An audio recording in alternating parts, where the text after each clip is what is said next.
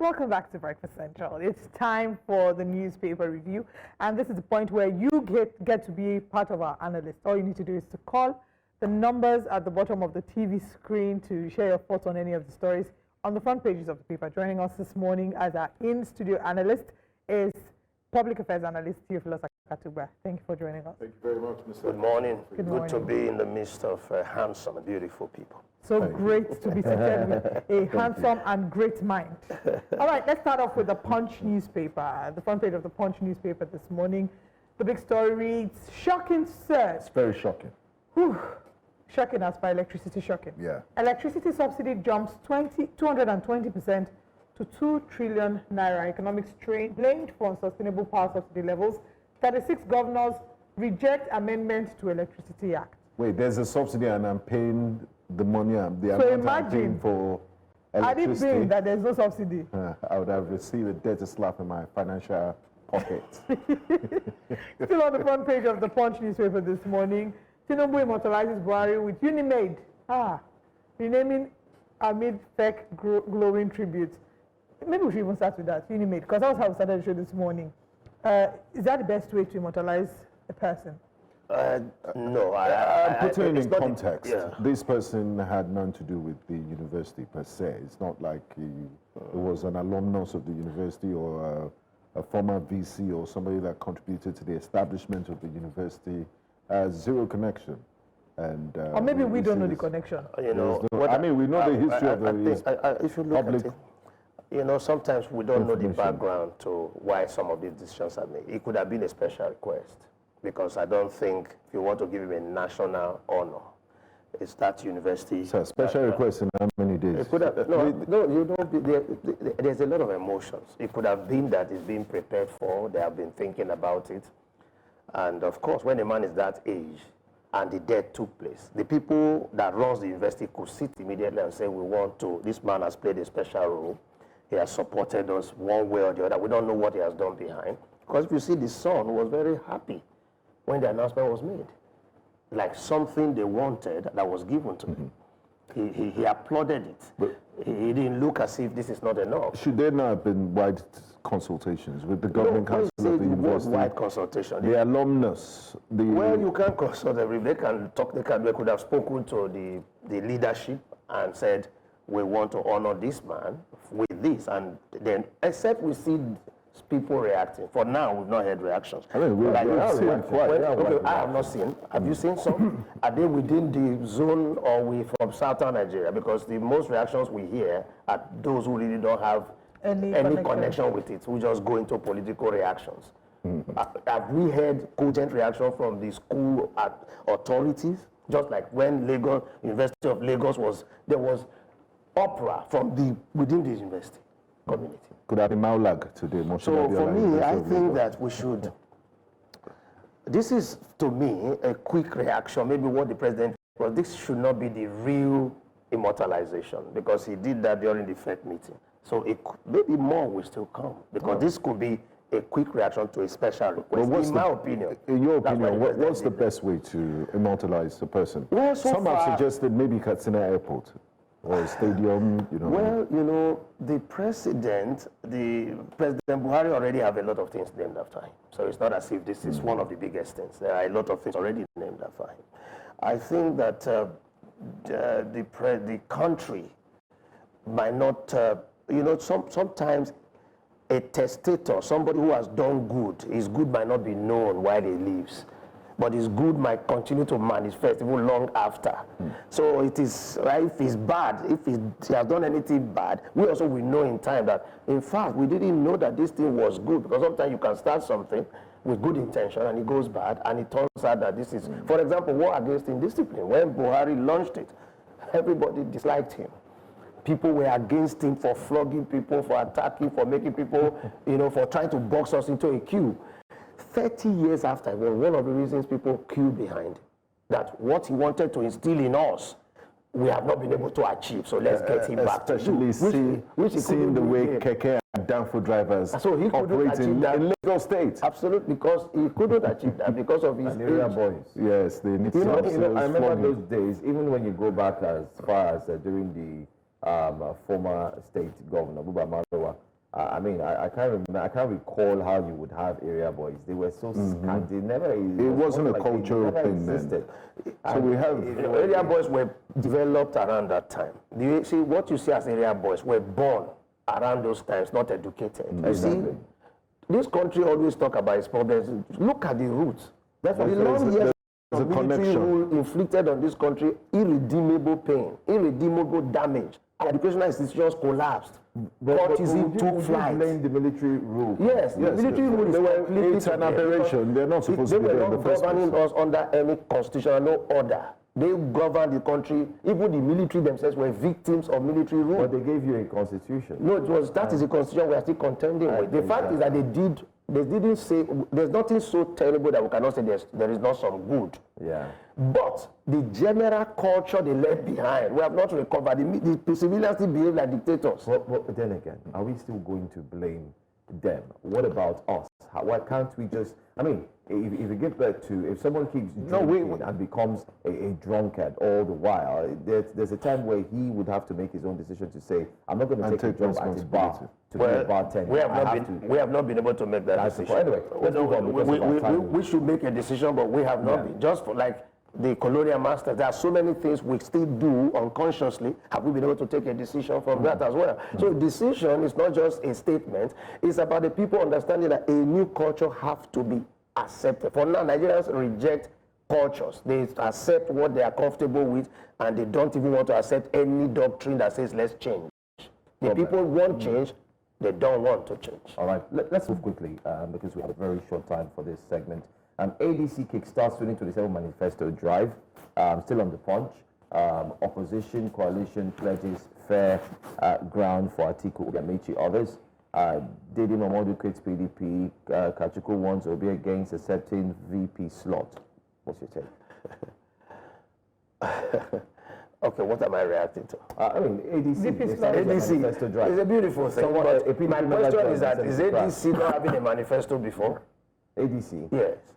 It's an existing political party. If you ask me, I'm not a member of the ADC. So the question is, if they are kickstarting, it's good. It's a good thing to kickstart the drive, but they are just about to find a candidate that will contest. Do you think Obi will take the VP slot? No, absolutely not. And do you think Obi will go back to the PDP?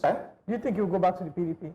No, I don't know what's going to do. Because already the Labour Party, he has created a vacuum in the Labour Party that is opposition are exploiting. So that's why I worry about his political strategy. Sometimes you have to consolidate before you move into territories. He left the place porous, disturbed. The party was disorganized. They are quarreling, they are fighting themselves. And then he went to form. So that house will be occupied by the demons by the time he come back.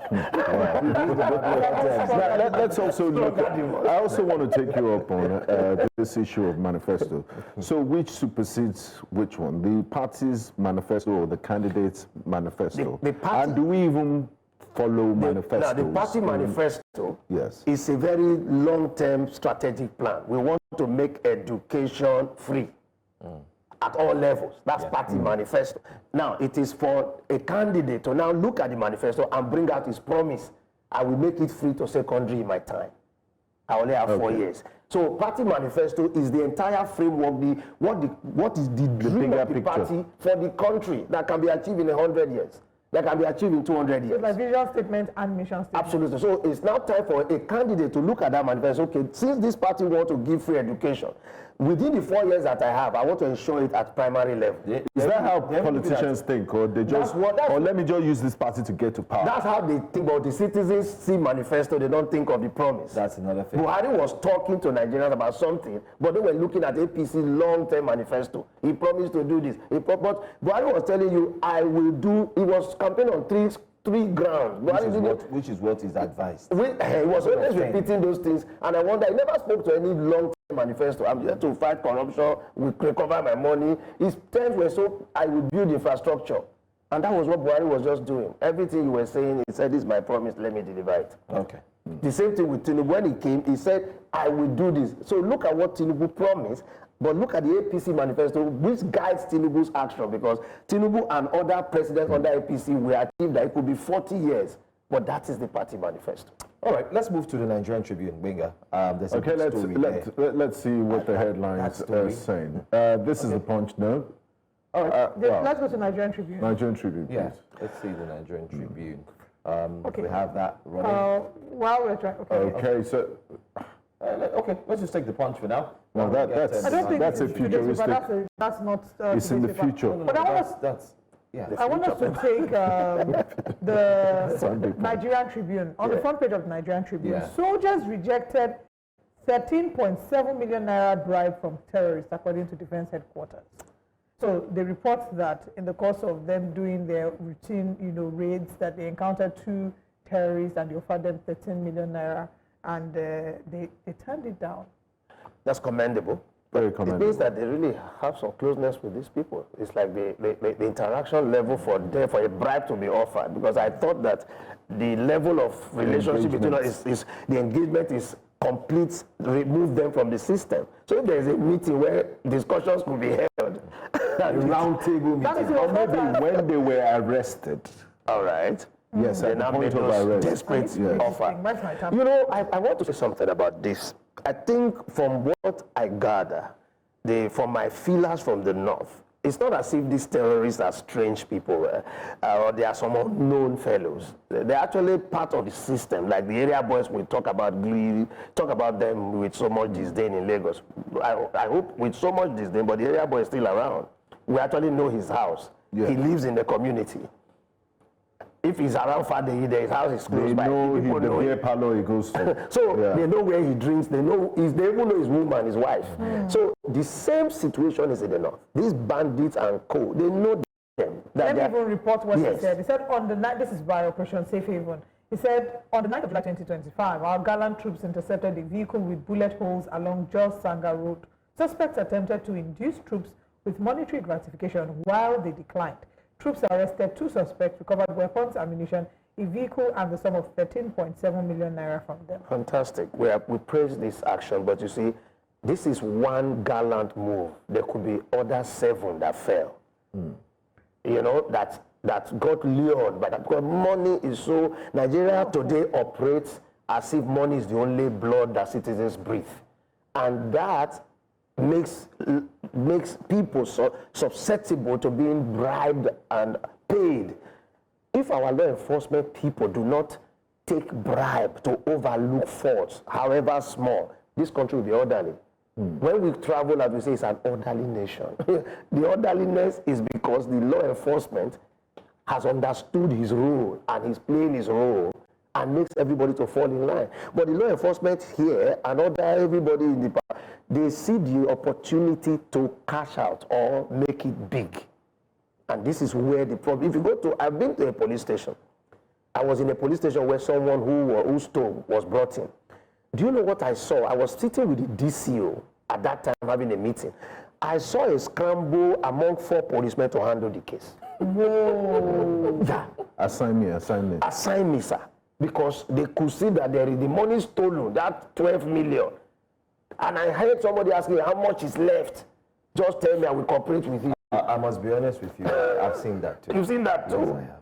So it's a pathetic situation very, very sad, where terrible people are situation. saying, "Oh, God, let me handle this case." But with the tone of voice, you understand the interest where it's going. That's it. There's a story I want us to quickly touch on that same paper of the Nigerian Tribune. Can we have the Nigerian Tribune? It's something that I really want us to talk about. ADC to federal government. You can't spend billions Brilliant. to repair refineries and then sell without full audit. As you're aware, Mr. Akatugba, the federal government is about to sell the moribund refineries. Yet, ADC is telling them that you can't do that. Where's the audit? Where's the accountability? I agree with the call, but you know this current government did not spend the money. So when you say you can't, even the ADC, they're also part of those who spent. And so they think Whoever made that statement should know that the audit is necessary. Why were they not auditing before they left office? So we keep heaping the blame of all our lives on the current person sitting in office so that we lose the focus. The focus that But the current person has the powers to change things. No, the audit, that's why he didn't even put a dime on it, because he knows what it is. He wants to sell that refinery. So he's not yet confirmed. He's saying, CEO of NNPCL had said that it's an option that's on the table. But reviews are being carried out. You see, the truth is this: there's no. See, if government speak, know where they are going. The fact that this present government did not discuss that is a sell. You have to say. If you don't sell it, the refineries have been used to fleece. I used to come here to tell the NNPC, unless they go down, we won't have peace. I told you. We are looking at the largest effort to save the NNPC. Let's see if it will work. But because it's a very difficult organization that, in fact, the kind of principalities. But we've seen a change in management. The management is just a few. It's a gamut, a change. It needs spiritual cleansing. Is that change in management? And this is what the change in management is. I mean, Bayo Julari is not the first person to say this. Aliko Dangote has also hinted at it. He's expressed. Obasanjo said he was given an advice that there's no hope. When we have gotten to it, they are all gone. At the time Obasanjo sold them, that was the time it was still redeemable. Yar'Adua told Nigeria in 12 months, these refineries will work. He took the money back from those who bought it and gave the refinery back to the NNPC and their staff. And what happened? Nothing. And we have not called them out. We are blaming government. So is it who are the people you sell to? Are there people that want to buy such a... Yes. Dangote and Co. Then he didn't have a plan to build a refinery. He was going to put his interest just like he bought cement plants. So he was one of those that bought one of them. They refunded their money back. Are they willing buyers? No, they could. As they are like this, in their moribund If you announce now, I'm sure people will be willing, especially when you see the refinery of Dangote working. Yeah. People want to invest instead of starting afresh. Yeah. They want to start where something... According to the story, while I went through it, they said they are willing buyers. But there's also fear from the opposition political party that these buyers would come from the current political... I like their fear because that's what they would have done even if they are in power. So the fact that they are telling me of the fear is good. We are all afraid of ourselves. Let's watch out who will buy it. Just so we know, we're looking at how much has been spent. 100 billion naira was reportedly spent on refinery rehabilitation in 2021. 8.33 billion naira monthly expenditure. 396.33 million monthly expenditure for on turnaround maintenance between 2013 and 2017. Despite all these financial allocations. So there are people that are earning salaries from and their expenses from a refinery that has not worked in God knows how many years. 8 billion monthly expenditure. Yes, monthly expenditure. Yeah. Meanwhile, all the drama that they were giving to us that time, when we were also, we talked about that they put some journalists there, petrol inside a jerry can. In a bottle. In a bottle. This is different. It was an attempt to prove to who gave them money, not you. Let me explain. Can they please arrest all President Buhari has the problem of President Buhari is such that when the refineries were built, he has such an attachment to them. He believed that why can they not work? We have to bring them back. So he was dismissing in Nigeria. If you say there is a flood in Bayelsa, you call your lieutenants to make sure charity, rice and mattresses go there. As your men are sitting with you, they are calculating how much of those relief materials will go into their pockets. The men that you are sending, the relief materials will not get to Bayelsa before the trucks. Some of them will be diverted. So we have not seen rice for COVID that are in the market, rice for people that were found in Agege. So we have a serious in markets in Lagos. And because nobody has been called to justice, or nobody has been judged, this impunity continues. It's almost the culture. Let's say who is judge who now? Okay, now. Okay, President Buhari want to, if you are a president and you have sent people to go and do something and they didn't do it, and the people you want to call them to order, the people you sent to call them to order also enter into collaboration with them. All of them should be there. They are not. Who is dealing with who? The judge has been paid and he has also accepted that he will give them a soft landing. Don't you know that when a Nigerian politician is to be charged, they discuss which judge the case will go to, and then the judge knows the case is coming to him. The prosecution calls the person that, look, what's the need for us? Do you understand how Buhari was isolated as an enemy of everybody? Do you know the network that can turn you? That's do you know the network of evil that presides on Nigerian system? And it's not about the leader; it's about a whole network of beneficiaries. You tell somebody, don't allow rice into Nigeria. And he sits there as a custom official from morning till night, doing what? Allowing planning how the rice will come in and he will be sorted, his boys will be taken care of, and they have planned the time the rice will come in. Fisaya Shombo, or carrying out that investigation. I entered Nigeria one day at 1 a.m. I was in the midst of the biggest convoy of rice smuggling, more than 2,000 vehicles. And the way they were entering Nigeria, the way they were being ushered in at every custom, 1 a.m. I had the recording. Check on my Facebook, I can bring it out. So what I'm saying is that it's not that, you see, Nigerians always say, we have bad leaders. I ask people, we have a terrible followership. So we need a complete We have bad people, a lot of bad people. complete reform. And what do you think? Let me also ask. It's also on the front page there.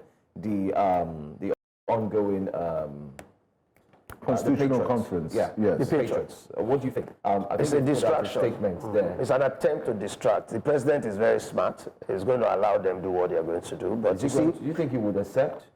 not Can we him. have the Nigerian Tribune? Is this something some that, of their, you know, if it's a document that will be brought out as a suggestion? And these are some of the suggestions they are asking for. They are advocating for a constituent assembly, devolution of power. These are discussions we're having. That the center is too powerful. Yes, and that's a true. unicameral legislature. We tried that in the First Republic. You know, we done a uni meaning one, right? Yes, instead of having but House it's of under a parliamentary system. The system we have carried is too heavy for us. So if we want to do that, it's fine. But Electoral reform, security architecture. well, every time we call for electoral reforms, what do we really want to reform again? I thought we had one. We've not tested it for 2 election cycles. Said you should make projected. Okay, hold on. Transmitted. No, In real time. the word transmitted, the reason why the government is scared of putting that in law is that if there is because transmission is you rely on scientific devices. And if there is a glitch, it can make the election now null and void. That's why the country still want to stay with its manual processes. But other countries have moved. Can we still stay with manual processes you know, and allow your votes count? Yes, allow the vote count is the people again. See, that's why they need Look reform. at Peter Obi that went to do election and his agents sold their chances and did not bring result home. Are you listening to this? The agent you called to go vote, it's not a Nigerian man, the fellow obedient that were selling their chances and they were brought over, given food by the opposition.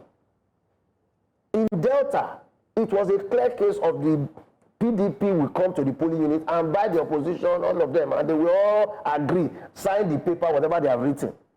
Are we talking about Nigeria that is electoral reform that will solve the country? The same electoral reform that Ghanaians took and they did a classical election. It's about the people. Yeah. Elections can be conducted by primary school students. Is it not to cast vote, count it, and tell us the winner? So how do we, are there systems we can put in place to prevent money from being the ultimate? No, because poverty is the culture of Nigeria. Nigeria is we're hungry since and nobody's working. So we're working, but no one is working. No innovation. If you are hungry in a country, are you not supposed to be pushed to produce like China was hungry? Yes. And they came out as a smoking industrial nation? Yes. All the hunger of the last 1 year, what has it produced? It's going to shouting on Twitter. We're hungry. No one is making progress. No one is making an advancement. We're waiting hunger continues to be the cry. messiahs. You know, Nigerians like to line up behind, like they've outsourced policing to very black man. They've outsourced Consumer Protection Agency, especially in the real estate, to Scotty Guma. And by the way, he's been arrested. He's been arrested. And people have said they're not the ones. We don't find unity in our numbers and collective activism. We wait for, or we choose this man, and we want a messiah. Rather than even check ourselves, the people that are the problem. What I think the Patriots should do, I like their mission, but you see, they are trying to write a new constitution. They can rejig the current constitution and ensure that they mobilize the states to concur. All the amendments we have attempted, they failed because the State House of Assembly did not give the concordance. It's a cumbersome process. It's very tedious. So if you want that to happen, then spend your energy in lobbying so that these things can go to the National Assembly and they will be passed. They said they're ready. They said they're ready to do all of that. Very Hence good. why they've I'll be also tried to happy. involve members of the National Assembly. I'll And be then happy they also because mentioned that the one in 2014 was not fully. We are very was not suspicious people of one confirmed. another. Yes, yes, it was not. But we have 3 more minutes. Let's see if we can take one more story. Daily Independent. I think that's what we're going to go. That's our last one. We've disbursed 73.2 billion naira to 396,252 students in 1 year. Nelfon says, okay. And finally, let's take this one. I think we might have to go back to this particular story. Kachiku alleges 20 million naira bribe to state chairman to hijack ADC. Who gave? He's alleging. Okay, alleging. ADC. In the political marketplace in Nigeria, I call it's a market. We call it transfer market. It's called transfer market. No, it's actually the transfer of politicians is the market. That's another activity, but it's a full marketplace where both election officials and politicians and citizens go to full-blown trade. Let's go.